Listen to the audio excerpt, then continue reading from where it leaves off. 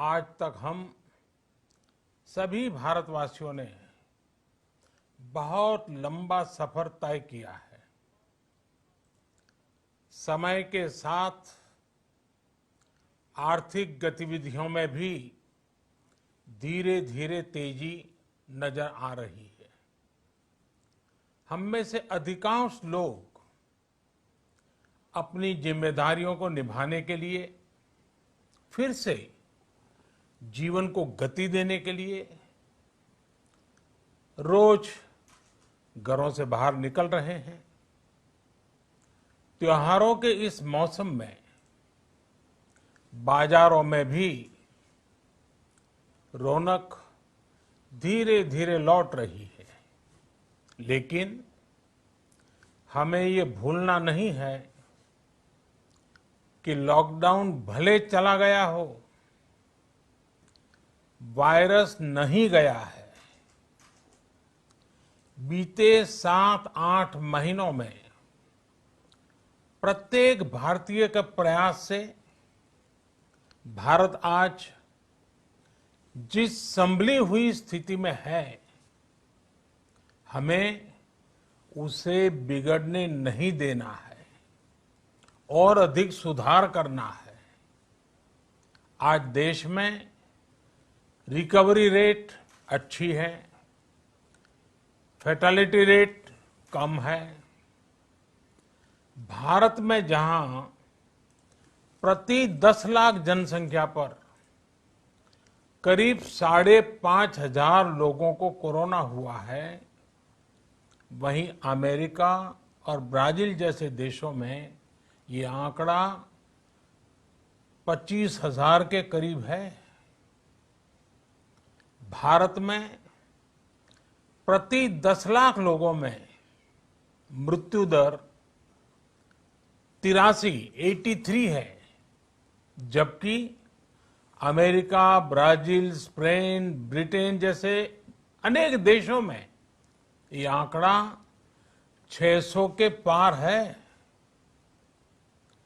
दुनिया के साधन संपन्न देशों की तुलना में भारत अपने ज्यादा से ज्यादा नागरिकों का जीवन बचाने में सफल हो रहा है। आज हमारे देश में कोरोना मरीजों के लिए 90 लाख से ज्यादा बेड्स की सुविधा उपलब्ध है। 12,000 क्वारंटाइन सेंटर्स है। कोरोना टेस्टिंग की करीब 2,000 लैब्स काम कर रही है। देश में टेस्ट की संख्या जल्द ही 10 करोड़ के आंकड़े को पार कर जाएगी।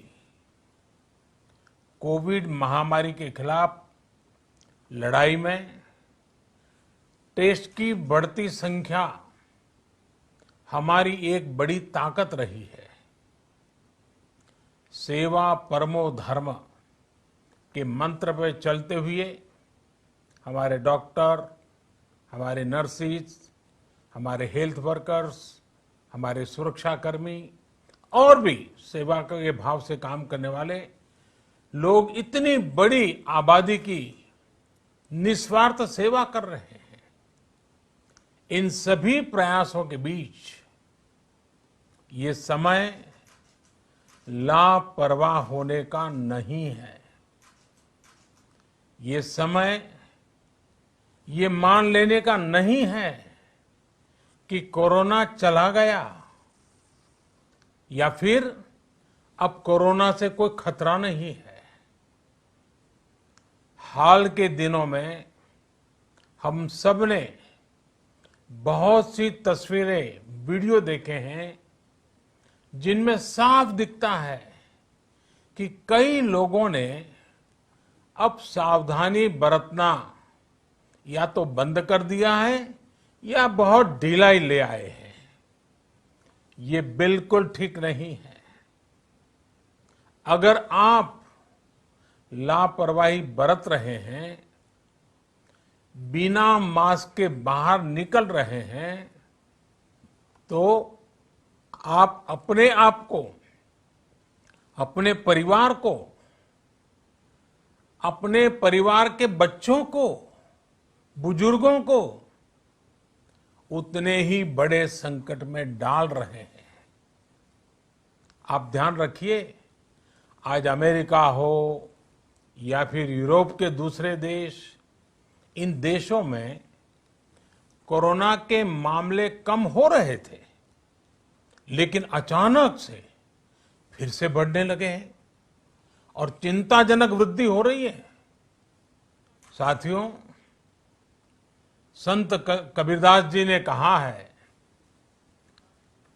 पक्की खेती देख के,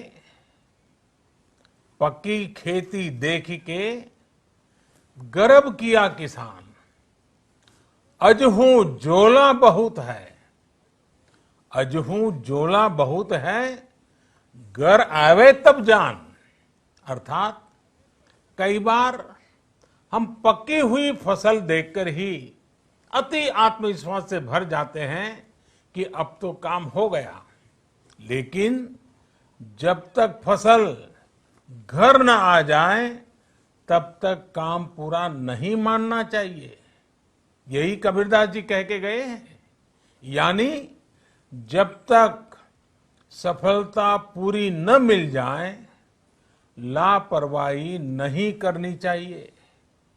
साथियों, जब तक इस महामारी की वैक्सीन नहीं आ जाती, हमें कोरोना से अपनी लड़ाई को रत्ती भर भी कमजोर नहीं पड़ने देना है।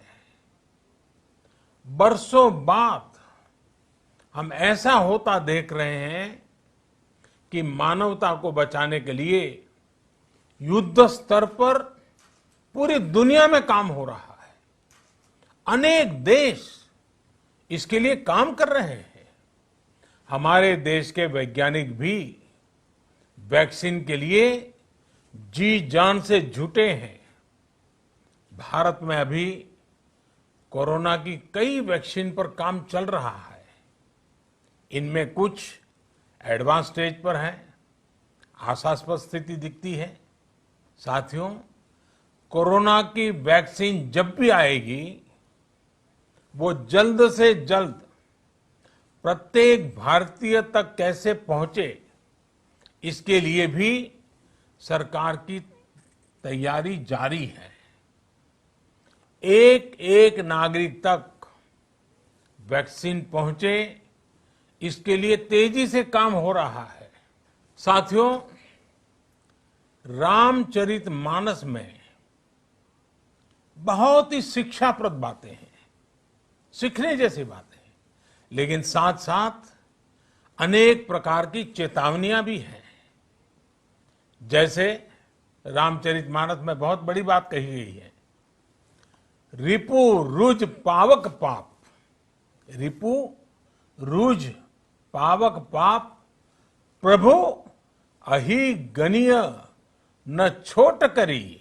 अर्थात आग, शत्रु, पाप यानी कि गलती और बीमारी, इन्हें कभी छोटा नहीं समझना चाहिए। जब तक इनका पूरा इलाज न हो जाए, इन्हें हल्के में नहीं लेना चाहिए। इसलिए याद रखिए, जब तक दवाई नहीं, तब तक ढिलाई नहीं। त्योहारों का समय हमारे जीवन में खुशियों का समय है, उल्लास का समय है। एक कठिन समय से निकलकर हम आगे बढ़ रहे हैं। थोड़ी सी लापरवाही हमारी गति को रोक सकती है, हमारी खुशियों को धूमिल कर सकती है। जीवन की जिम्मेदारियों को निभाना और सतर्कता, ये दोनों साथ साथ चलेंगे, तभी जीवन में खुशियां बनी रहेगी। 2 गज की दूरी, समय समय पर साबुन से हाथ धुलना और मास्क लगाना, इसका ध्यान रखिए और मैं आप सबसे करबद्ध प्रार्थना करता हूं। आपको मैं सुरक्षित देखना चाहता हूं, आपके परिवार को सुखी देना चाहता हूं। ये त्योहार आपके जीवन में उत्साह और उमंग भरे ऐसा वातावरण चाहता हूं और इसलिए मैं बार बार हर देशवासी से आग्रह करता हूं। मैं आज अपने मीडिया के साथियों से भी, सोशल मीडिया में जो सक्रिय हैं उन लोगों से भी बड़े आग्रह से कहना चाहता हूं कि आप जागरूकता लाने के लिए, इन नियमों का पालन करने के लिए जितना जन जागरण अभियान करेंगे, ये आपकी तरफ से देश की बहुत बड़ी सेवा होगी।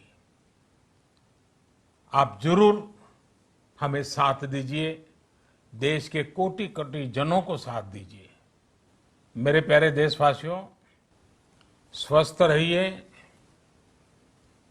तेज गति से आगे बढ़िए और हम सब मिलकर के देश को भी आगे बढ़ाएं। इन्हीं शुभकामनाओं के साथ नवरात्र, दशहरा, ईद, दीपावली, छठ पूजा, गुरु नानक जयंती समेत सभी त्योहारों की सभी देशवासियों को एक बार फिर से बहुत बहुत बधाई देता हूं। धन्यवाद।